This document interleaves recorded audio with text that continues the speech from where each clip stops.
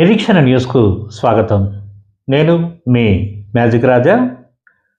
సిగాచి పరిశ్రమ ప్రమాదంపై బీఆర్ఎస్ నేత హరీష్ రావు చేసిన విమర్శలను రాష్ట్ర కార్మిక శాఖ మంత్రి వివేక్ వెంకటస్వామి తీవ్రంగా ఖండించారు. గోదావరిఖని ప్రెస్ క్లబ్లో మంగళవారం ఏర్పాటు చేసిన మీడియా సమావేశంలో ఆయన మాట్లాడుతూ, ఈ ఘటనలో కాంగ్రెస్ ప్రభుత్వం చట్ట ప్రకారం అన్ని చర్యలు తీసుకుందని, బాధితులకు అండగా నిలిచిందని ఆయన స్పష్టం చేశారు. సిగాచి ఘటన జరిగిన వెంటనే ముఖ్యమంత్రి, మంత్రులు దుద్దిల్ల శ్రీధర్ బాబు, దామోదర రాజ నరసింహతో కలిసి సంఘటనా స్థలాన్ని, ఆసుపత్రిని సందర్శించి బాధితులను పరామర్శించామని మంత్రి తెలిపారు. క్షతగాత్రులకు మెరుగైన వైద్యం అందించాలని అధికారులను ఆదేశించడంతో పాటు మృతుల కుటుంబాలకు 50 లక్షల ఎక్స్‌గ్రేషియా ఇప్పించామన్నారు. ఫ్యాక్టరీలో భద్రతా నిబంధనలను పాటించకపోవడంపై యాజమాన్యంపై క్రిమినల్ కేసులు నమోదు చేయడంతో పాటు కంపెనీ ఎండీని కూడా అరెస్టు చేసినట్లు గుర్తు చేశారు. సిగాచి ఘటనలో ప్రభుత్వం పూర్తి చిత్తశుద్ధితో వ్యవహరించిందని, చట్ట ప్రకారం అవసరమైన అన్ని చర్యలు తీసుకుందని మంత్రి పేర్కొన్నారు. ఈ సందర్భంగా బీఆర్ఎస్ ప్రభుత్వ హయాంలో జరిగిన కొండగట్టు బస్సు ప్రమాదం, ఇంటర్మీడియట్ బోర్డు ఘటనలను ప్రస్తావించిన మంత్రి అప్పట్లో ఆ ప్రభుత్వం తీసుకున్న చర్యలపై హరీష్ రావు సమాధానం చెప్పాలని డిమాండ్ చేశారు. ప్రస్తుతం సిగాచి ఘటనను రాజకీయ ప్రయోజనాల కోసం ఉపయోగించుకోవాలని బీఆర్ఎస్ ప్రయత్నిస్తోందని ఆరోపించారు. ఇంకా ఈ మీడియా సమావేశంలో కాంగ్రెస్ నాయకులు మల్లికార్జున్, గుమ్మడి కుమారస్వామి, లక్ష్మీపతి గౌడ్, దుబాసి మల్లేష్, రవీంద్రచారి, సంజీవ్, మల్లేష్ యాదవ్, విజయ్ తదితరులు పాల్గొన్నారు. ఈరోజు మన సిగాచి ఇన్సిడెంట్ ఏదైతే పడంచెరులో జరిగిందో దాని గురించి టీఆర్ఎస్ నాయకులు హరీష్ రావు, అతడి సోదరులందరూ కూడా టీఆర్ఎస్ పార్టీ నుంచి మరి ఏ సమస్య దొరకలేదు, ఏదో ఒక సమస్య తీసుకొని ప్రభుత్వాన్ని విమర్శించాలని చెప్పి వారు ఈరోజు రౌండ్ టేబుల్ పెట్టడము. సిగాచి అంశము సంవత్సరం అయింది, రాష్ట్ర ప్రభుత్వం చర్యలు తీసుకోవడం లేదని చెప్పి వారు ప్రెస్లో మాట్లాడడం జరిగింది. నేను వారిని తీవ్రంగా ఖండిస్తున్నాను. ఎందుకంటే ఆ రోజు సిగాచి ఇన్సిడెంట్ అయినప్పుడు 54 మంది చనిపోవడం జరిగింది.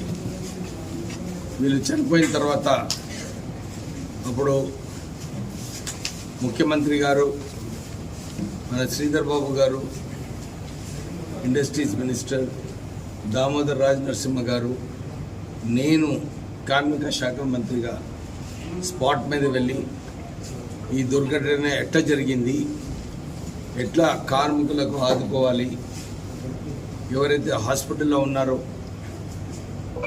ముఖ్యమంత్రి గారు స్వయంగా హాస్పిటల్కి వెళ్ళి అక్కడ డైరెక్షన్స్ ఇచ్చి వీళ్ళందరికీ మంచి ట్రీట్మెంట్ కావాలని చెప్పి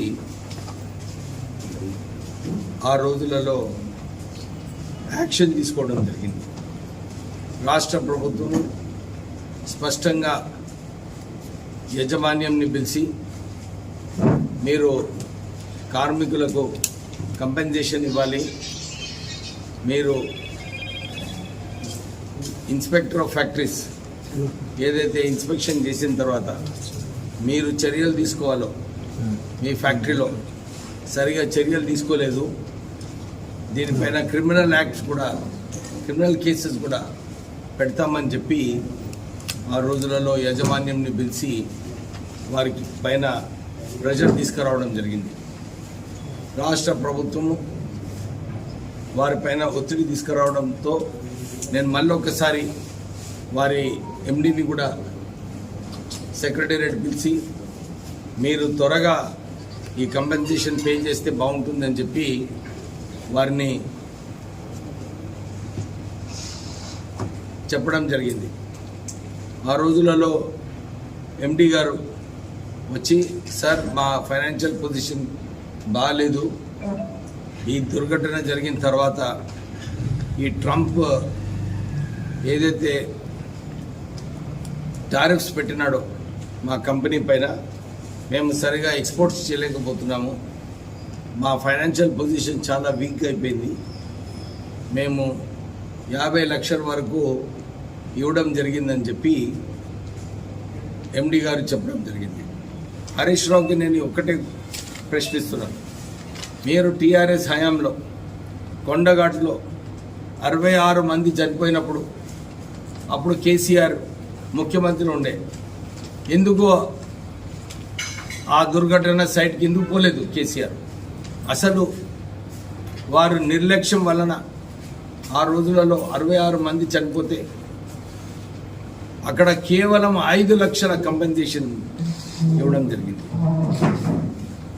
ఇంటర్మీడియట్ బోర్డ్ ఎగ్జామ్లో కూడా అక్కడ 20 విద్యార్థులు చనిపోయినప్పుడు అప్పుడు కూడా టీఆర్ఎస్ ప్రభుత్వం ఏం చర్యలు తీసుకోలేదు.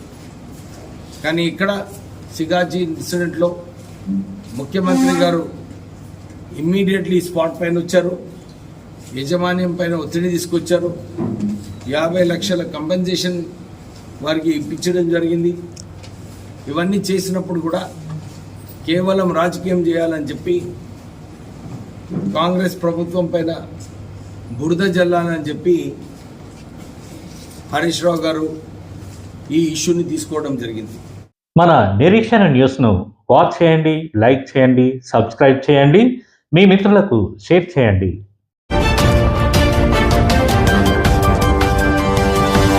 Revolution.